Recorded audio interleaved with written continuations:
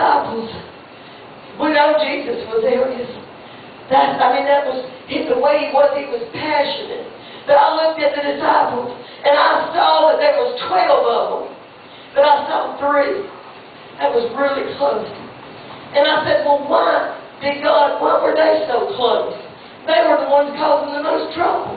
Yeah. I can't figure out why the Lord would have chose them, everywhere he went. When he went to the Mount of Transfiguration, there was Peter, James, and John. When he went to raise the little girl, there was Peter, James, and John. When he went out to the garden to pray, there was Peter, James, and John that always went a move further.